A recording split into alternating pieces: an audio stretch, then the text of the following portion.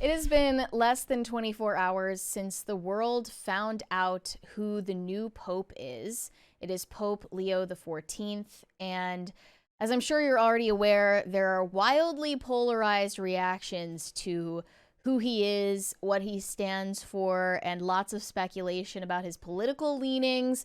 And the funny thing that I've noticed is the woke people are mad at him for not being woke enough. And then all of the conservative people are mad at him for being a woke Marxist. And seemingly no one has any clue what he actually believes. But there were some funny little moments about the day yesterday, including Harry Styles randomly being in Rome for the announcement in sunglasses with this huge mustache, like he's wearing Groucho glasses. Do you have the photo? Yeah, hold on here. Hold on. Are we having a stream issue? Yeah, no. There was, got closed here. I got it here. I hope everything's okay. Oh, it's, here's the video. There's a video of him? Yep. Or no, I'm sorry, just the photo. Oh, okay. Yeah. He looks like he's trying to wear a disguise. Yeah. Like he doesn't want to be recognized. Is he, I have no idea about his out. religious views. Is he a Catholic? I don't think so. He's just there hanging out? Like, did he just happen to be in town? He's like, for the culture. Let me see. Has he ever talked about religion? Yeah. Oh, wow. Interesting. He has a Bible, a cross, and nails tattooed on his body. Okay. But he's never publicly disclosed a religious affiliation. There's no confirmation whether he's devoutly religious. He's talked more about being spiritual. Well, we've all heard that one before. Yeah, that's original. I knew you'd love that. How original, Harry. Whatever. So there were also a lot of memes going around because formerly known as Cardinal Robert Prevost is from Chicago. So they were posting, that he's presenting the Eucharist and it's actually a deep dish pizza. And like, that's not even really Chicago pizza, as Tim pointed out. Yes. Thank you. Thank you. They also said the Father, the Son, and the Bears. Am I right? I did see he's a White Sox fan. The only other factoid I know about him so far is that he likes playing tennis, which is kind of random. And there's a 20 from Jose Quintana. Says, someone in the chat is harboring a Gongolian refugee. Are either of you harboring or hiring Gongolians? Is this legal? By the way, are bras actually that expensive? Brett, are you watching Wednesday Season 2, Long Live PCC? Well, Season 2 of Wednesday isn't even out yet, so how could Brett watch it? Yes, bras are actually very expensive. And no comment on the potential trafficking of Gongolian refugees. But the correct term is Gongonese, just so you know, not Gongolian. So they were making a lot of jokes about him being Chicagoan. Is that what it is? That sounds Chicagoan. right. Popeye's official account posted Pope yes. Yeah. Because I laughed at that. The alliteration. Yeah, I mean, I get it. That one I laughed at. It's funny, and some people were saying that an American pope is kind of like a DEI hire. So I actually have a question. Nobody expected it. Do you think that the selection of an American pope is a means of outreach from the Catholic Church because of falling numbers in America, the decline of religion? You could make that argument. I think it remains to be seen because nobody knows who he really is yet. Yeah. But I was thinking more pessimistically that he was elected so quickly and that came out of left field because they see an opportunity to use an American pope as a counterweight, or as I put it last night, a battering ram against Trump. Okay. Even though, obviously, he's going to be pope for much longer than Trump is going to be president. That seems very short-sighted. But it is a very politicized process, and I think that even though we're cautioning against us imposing our American political right-left paradigm on the process, it's undeniable that a lot of cardinals do the same thing. Mm-hmm. And that factors into who they vote for, too. We have a 20 from award-winning blank. This super chat is to my dad. His name was Terry Fuller. He passed away May 6th at 65 from cardiac arrest. He said he was proud of me, and I'm glad I had a good relationship with him these last 8 years. Thanks, Dad.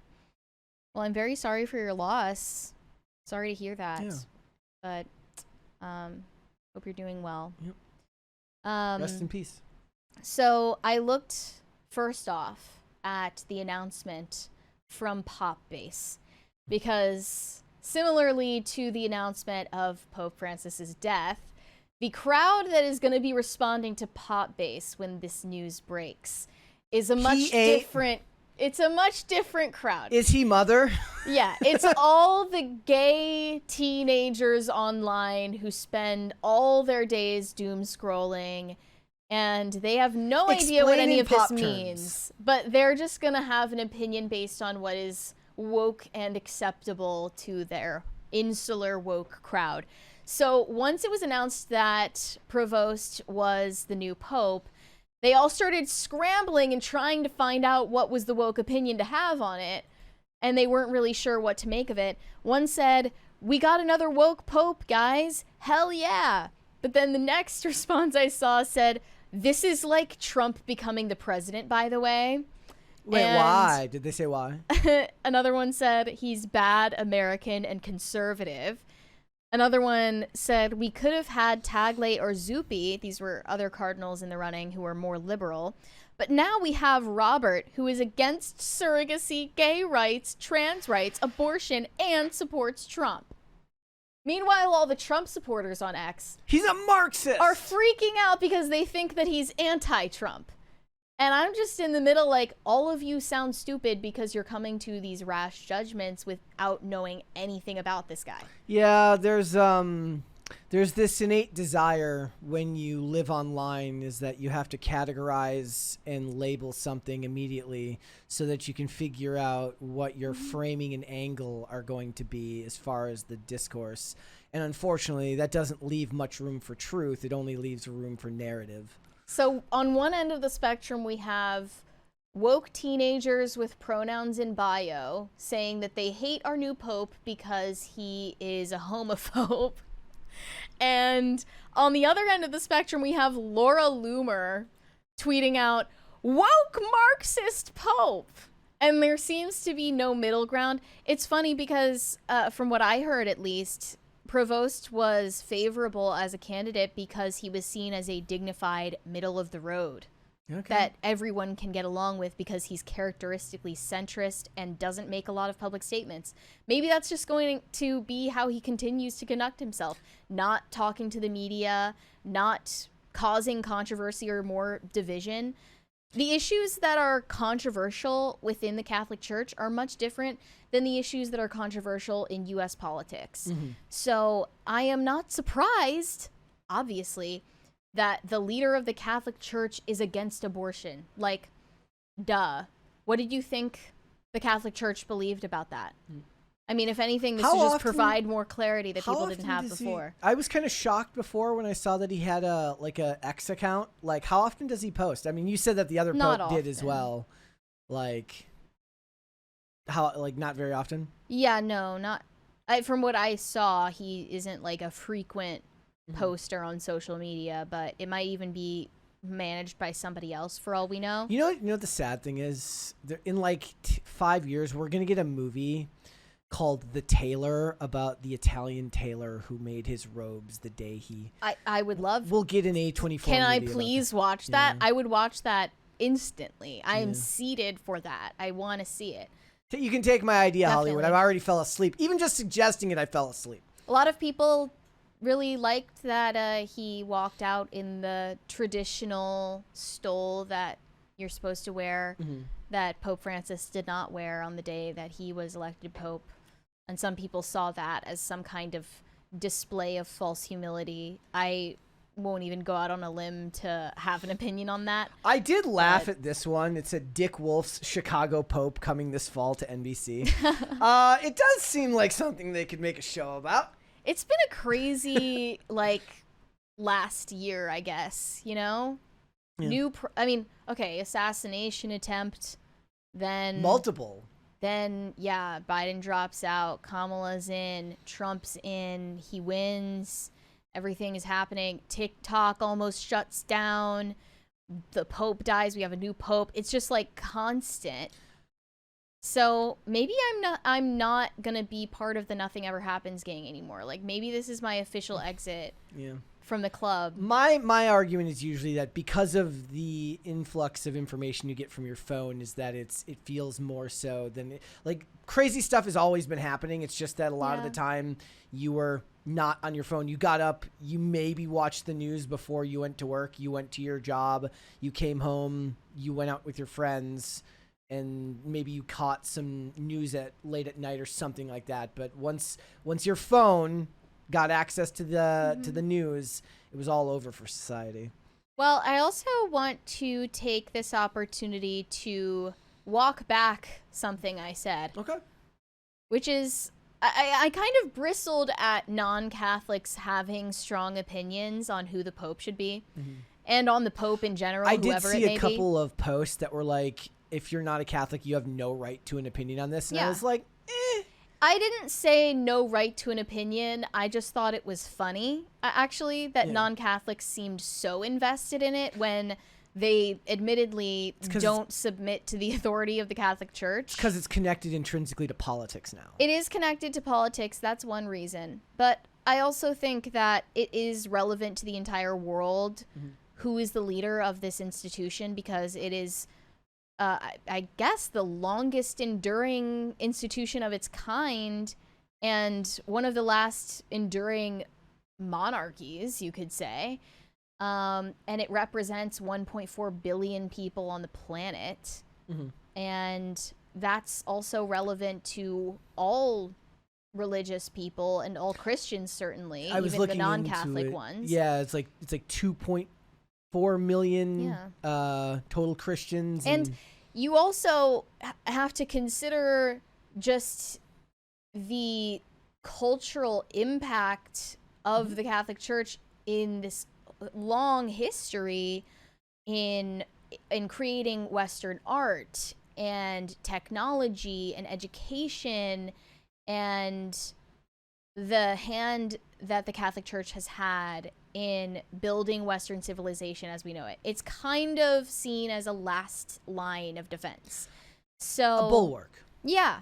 So I take back what I said, where I was like kind of, I didn't like that non-Catholics were expressing so many strong opinions about the process and about what the Pope ought to be and what he ought to say and what he ought to wear. It gets a little bit much.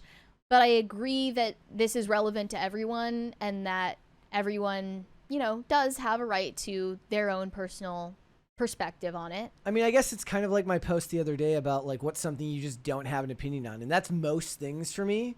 Where is the Pope one of them? Yeah, like I'm not a practicing. That's rare. I'm not a practicing Catholic. I find it interesting to hear you talk about it, or hear people talk about like the socio-political ramifications of a new pope, because that's kind of tangentially connected to things that I'm interested in. But it's like, if I don't even know what the things he's wearing are called, do I have a right to an opinion on it? I don't know. Like, if I can't think of stole right when I'm talking about it, should I really be talking about it? Like, I don't know. It has been interesting to hear other people talk about it, because online you get opinions that run the gamut, but it tends to be, at least maybe because of the job we have, it's a lot of people who practice more orthodox. So that's its own echo chamber, which is vastly different from those who are. I asked you the other day, I said, like, what percentage of practicing Catholics, like I think I clarified that to mean like they go every Sunday, I guess is what I think of when I think of practicing Catholics, not Easter and Christmas. And like what percentage of them hold some form of progressive views. I was relating it to like a television show that I was watching at the time that I felt was trying to move the needle to a more liberal ideology for practicing Catholics. And that is a completely different thing than the people you hear talking on Twitter who tend to have more orthodox views. Right. I'm pretty sure it's proven that a majority of American Catholics actually do not believe in the real presence in the Eucharist. Okay. which is a huge deal to people inside the Catholic Church. But to people outside of the Catholic Church, it just seems like, I don't even know what that means. Like, why do we care? But people outside of the church are like more concerned with what Catholics believe about different social issues and issues of morality, marriage, family, technology, such as IVF or surrogacies. So I just think overall, people haven't really taken a step back and observed enough for long enough to understand like how he leads. It's And like when you have to have an taking opinion. a lot of when you have to have an opinion like this, it doesn't leave much room to actually have something to have an opinion on, because all you're basing it on is stuff he's done prior and not how he's actually led. People are being a little too eager to have a take, even when it's too soon. Thanks for watching. Listen to full episodes of Pop Culture Crisis on Spotify. Keep up with us on social media and make sure you subscribe and ring that bell so you never miss the show. Bye, guys.